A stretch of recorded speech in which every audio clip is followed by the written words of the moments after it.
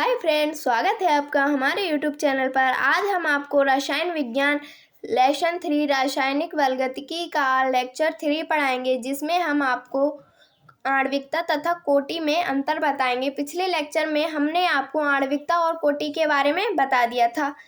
आज हम आपको इनके अंतर बताएंगे।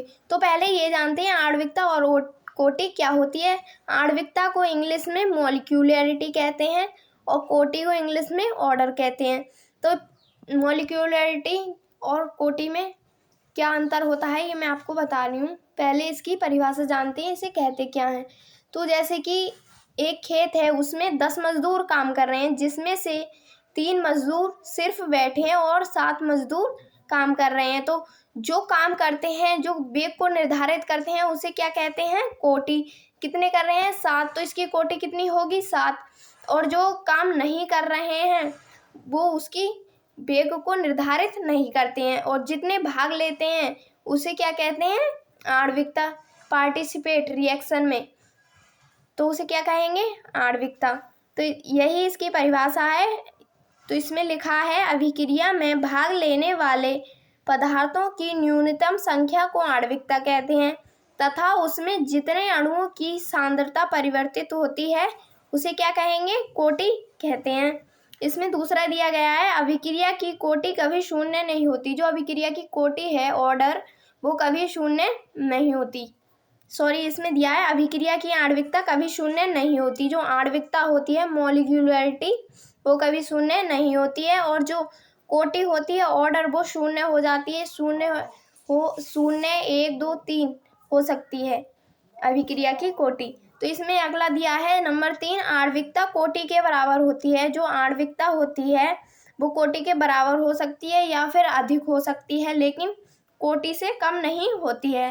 तो इसमें दिया है, परंतु कोटि आणविकता से कभी अधिक नहीं हो सकती। जो कोटि होती है वो आणविकता से कभी अधिक नहीं होती। तो इसमें दिया है ना, कोटि छोटी और आणविकता बड़ी। तो इसमें अगला, उम्मीद है आपको ये वाला समझ में आ गया होगा। हम आपको अगले टॉपिक पर ले चलते हैं, जिसमें दिया गया है प्रथम कोटि की अभिक्रिया। क्या है? प्रथम कोटि की अभिक्रिया। ये आपके लिए, आपके पेपर के लिए महत्वपूर्ण है, इसे आप याद जरूर कर लेना। और ये वाला भी महत्वपूर्ण है, या आपके पेपर में 2 मार्क्स में आ सकती है।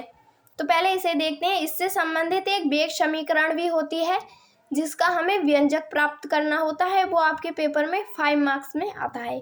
तो पहले हम इसे जानते हैं, ये है क्या।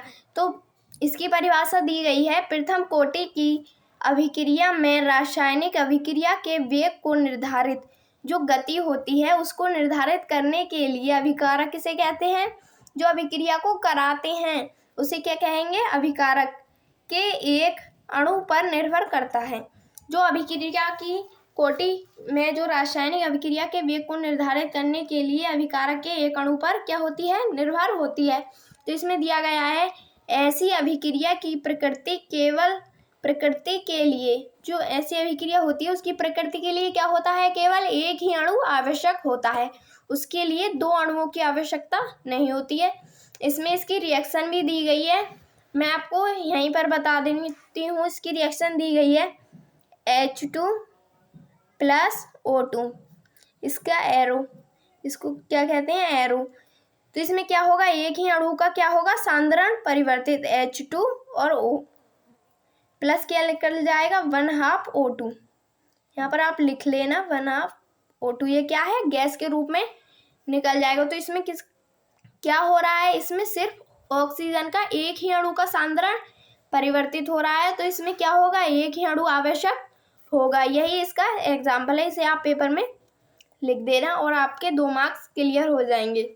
उम्मीद है आपको ये वाली समझ में आ गई होगी। कल को हम आपको एक नया लेक्चर के बारे में बताएंगे। तो आज की वीडियो हम यहीं पर समाप्त करते हैं। अगर आपको यह वीडियो अच्छी लगे तो एक लाइक और सब्सक्राइब जरूर कर देना। Thank you.